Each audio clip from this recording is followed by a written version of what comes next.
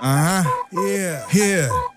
bitch. Ayy, rugged tendencies. Pass me the Hennessy, it's macking on mine, baby. I'm a product of the streets. I'm a hustler, I'ma get it out the mud. That's what me tell little baby Penaki. If it's bad, then say la vie. That's the way it goes. Heard niggas say getting chose. Bending corners on the gas, on the motherfucking Vogues. Bounce out, stupid salty. My nigga might strike a pose. Got 2 caramels, 2 red bones like getting Vogues. What's it go, be a little baby? I can't pretend shit. I might fall off and bounce back and get it again. Real nigga to the core, ain't no faking up over here. Might catch me in a bucket and mobbing it like a bench. I stay down in Cab Max, and of course I'ma win again. Back shining on these suck ass niggas back in the wind. I'm just trying to get to this money and dodge the pin. Scary niggas never win, so fuck it, let's get it in. Winter cold, macking, no slacking involved at all. We don't take these bitches, no tricking, no, not at all. We go keep mashing and checking it, getting dough. We just gon' stick to the script and live by the code. We ain't bout tricking, not at all. Shitting on them like a stall. We got no time to show y'all how to ball. Like Lil Flip, Zip and Zip. Me and Rogus used to grit, but I digress. Racks and stacks for once, I ain't talking about money. Talking about them heavy chicks may apply. Mac until I die. I heard nigga goose some pretty girls. You wonder why? Silver tongue motherfucker got hoes sprung. You know where he from. Her friends told her not to fall for a Bay nigga. At that a West Bay EPA nigga? How you figure? Never gave a bad game nor money. We ain't the same. It won't hurt a bit, little baby. No pain. Disrespect me? She found out I ain't lying. Winter cold, macking, no slacking involved at all. We don't take these bitches, no tricking, no, not at all. We go keep mashing and checking it, getting dough. We just gon' stick to the script and live by the code.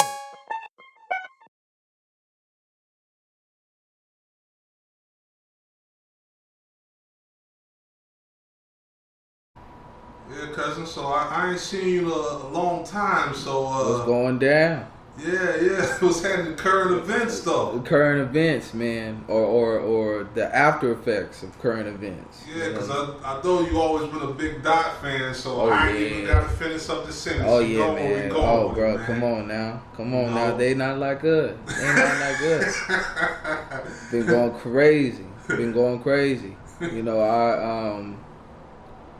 I was highly impressed with what he was able to accomplish in I say the short time frame, because all that transpired within like 3 months. Yeah. Like 3.5 months. Like that was like a quick 3 months. Like that was like, or a long 3 months. Like it felt like eternity, but like if you really look back on it, was like, man, that only popped off for about a good 3 months. But it was entertaining. I love the side bits that came with it, you know, from other rappers, whether it be Future or Ross. But yeah, man, big fan of Kendrick. Shit, yeah. I ended up finding Kendrick when, I got introduced to Kendrick when I came out of high school. I probably was a senior still. My cousin had his overly dedicated mixtape on her little like computer. I used to go over there and hook up my iPod to it and download her shit. But the first song I really heard was "Look Out for the Detox," and I was like, man, this bro going crazy. And at the time, like everybody's waiting for what? Detox by Dr. Dre. So it was like, who is this guy coming out here? Like putting this like, hey, y'all waiting too long for the wrong shit. Like I thought that was hard. Hell yeah. And then, like I said, I started listening to Overly Dedicated. Average Joe was like the one song where I started to really process. Like, okay, this cat is ill. Like this, like some other bruh.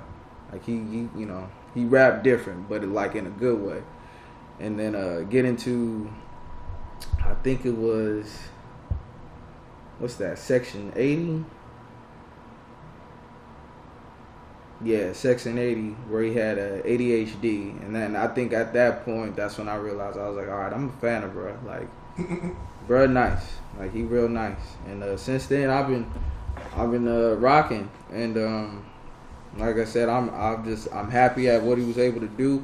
The pop out was amazing. I thought that was like, you know, big for the West Coast. Yeah, that's some triumphant shit. Triumphant.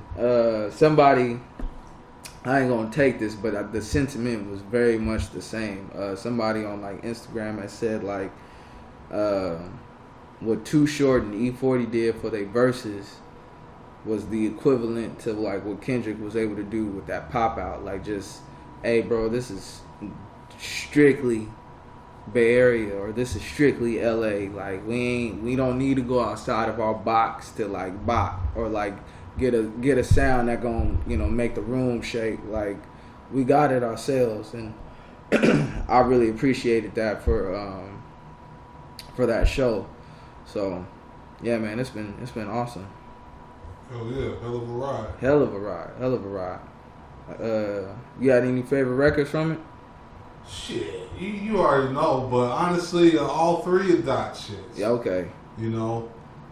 Yeah, all three of them. Not Like Us was that one. Was the one for sure. Kind of remind me of the post hyphy bass shit in a way. It did. I immediately knew where he was going with that. The sound, like getting DJ Mustard, obviously was like, like I'm already going into a box of like I'm coming at you like West Coast style now. Like I don't even really got to do this, for the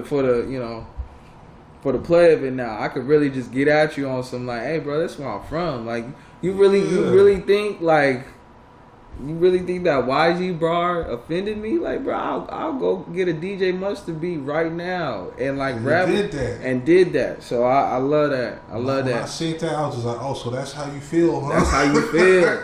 Speaking of that, Euphoria. I love Euphoria to this day. To this day, Euphoria is probably my favorite out of the.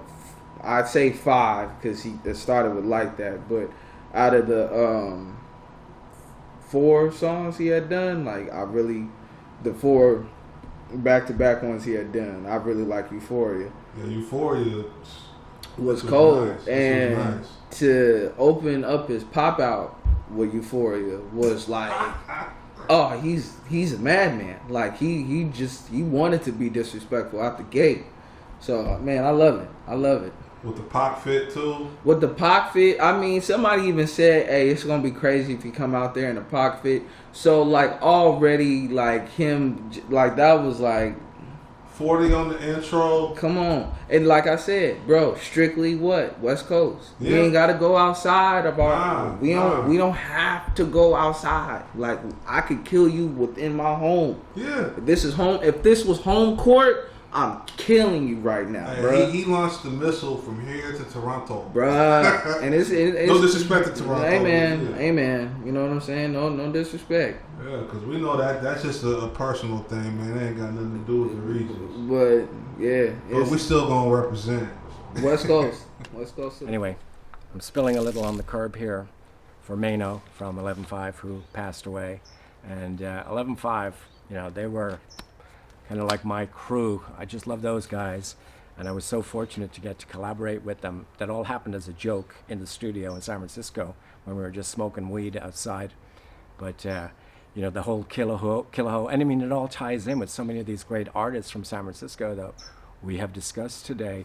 That they were all like down with this, and so many great people were down with the whole Killaho crew. And speaking of Bay Area compilations, the Killaho compilation is good, and I was like pretty blessed to have been associated with all of these great guys. This is a hard one for me, man.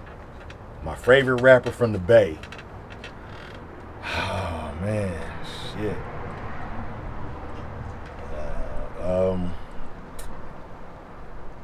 Damn, bro. That's a hard one. Cause there's so many. I'm from the Bay, and I grew up knocking this shit, and there's so many great motherfuckers that I can name. But since I gotta choose one, I'm gonna have to say Too Short. And I say Too Short because it all started with him. He's the reason that niggas like me and RBL Posse and E40 and Spice One can do this shit from the Bay Area. Because I remember, and I lived through a time where nothing but all the rappers were from New York. We didn't even have no studios and no rappers from out this motherfucker. The closest rappers we had was Egyptian Lover, and he was from LA, and LA Dream Team and all that, they was all from LA. So when Too Short came, with Girl That's Your Life and 75 Girls and all that shit, that was kind of like, yeah, we got a nigga now, you know what I'm saying? We got a nigga now. And then I remember the first time I seen him on Home Turf. And I would just talk about Home Turf with Dominique Dupree. And he was on there, he was in the studio, he was flowing and shit, he was walking around Oakland and showing his neighborhood and shit, and he was talking about the Bay Area. Yeah, you know what I'm saying? Everybody think that rappers just come out of New York, but you know what I'm saying? I'm from Oakland, California, and we had the big donkey rope on and the Oakland, the A's jacket on and shit, the Levi's and shit. He's like, yeah, you know what I'm saying? Yeah, I'm letting y'all know that we got rappers out here too. And that put the light bulb on my head like, nigga, I could do it too. I ain't got to go all the way to Brooklyn and Queens to go find a record deal. We got rappers out here now, you know what I'm saying? I just go to Oakland and find Short. And then eventually, other rappers start coming. Mac Dre. Mac Dre was the next one. Mac Dre's the name was big at the skating ring and in house parties. And then, like I said, you got Richie Rich and 415. Them niggas came and changed the game. Loonies. Us, we came in 1991, so we was kind of the second tier of hip hop. Because Short came in like 85. Mac Dre came in like 87. Richie Rich and they came like 89. Us and 40 came like 91. RBL and them came like 92. So we was like the second tier of, you know what I'm saying, of the Bay Area rappers that came. So all the cats that was before, Dangerous Dame and MC Hammer. Can't forget Hammer. I was gonna say Hammer because he had the biggest influence out of everybody from the Bay, but as far from a street nigga's perspective as me, I'm gonna have to say Too Short. And no disrespect and taking nothing from MC Hammer, because MC Hammer took this shit to the next level. Pepsi commercials and world tours and shit like that. But Too Short is the soil. Too Short is the soul of this motherfucker. He's you know? the Muhammad Ali of the Bay He's Area. Muhammad Ali of this motherfucker. You feel what I'm saying? So, You got a million Tysons though. Right. Bay. Right. Yeah. But he's the originator of this shit, and yeah, without him, this shit, we wouldn't be recognized like we are. You know what I'm saying? Not saying that it never would have happened. Maybe it never would have happened if Too Short didn't come. Man, he might have saved rap in general, because that shit spread like a forest Yeah, you fire. never know, you know. With the independence. Yeah, and then he the one kicked the independent shit off. That's another thing he did for the Bay. He kicked the independent game off. He's the godfather. Yeah, Too Short definitely the godfather of the Bay, man. E40 is the ambassador, you know what I'm saying? But Too Short is the godfather of this motherfucker. Shoot. So the Bay Area culture, it grew on me. I wouldn't claim I'm even from the Bay, but I got enough experience, you know, mobbing through the Bay, getting to know people just throughout the Bay, and living in San Jose. Shit, it ain't hard to know what's up with the Bay, because shit, we eat that shit up. Speaking of eating up, the culture is nothing but food trucks, fucking specifically taco trucks. I mean, if you're from the Bay, you know all about the taco trucks, man.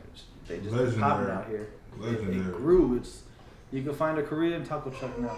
You can find an ice cream truck that's like serving food and serving all kinds of like special, delicious things.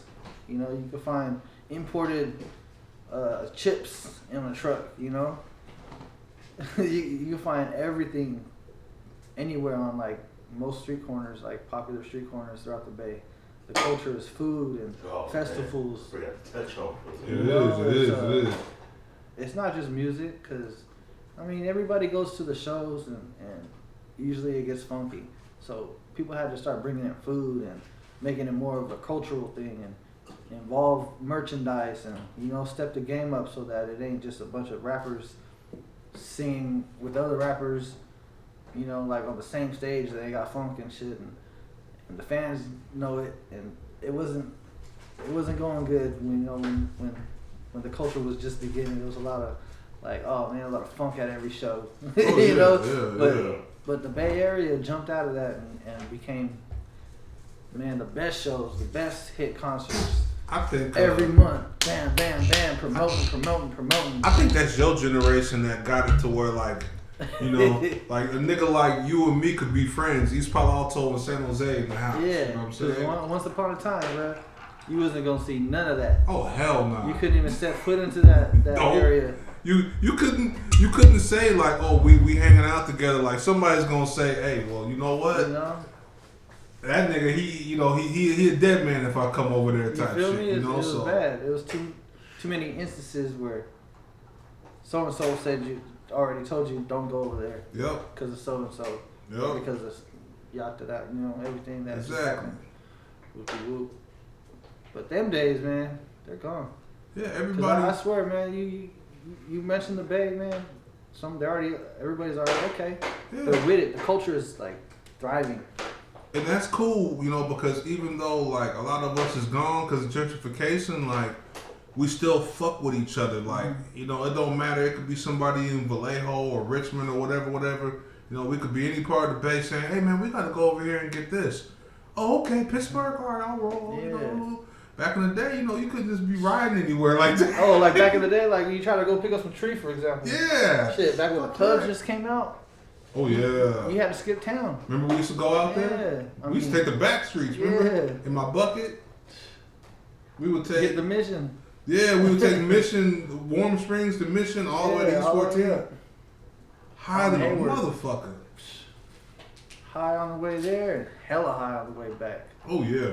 And they would always give you goodies and shit too for going to the club, you know? Yeah, you have a session right before you pick it up. Yep. And then when we get it, you know, usually they be giving y'all like free joints and shit like that. Man, we be smoking everything. Light that shit up. We roll the free joints. Yup.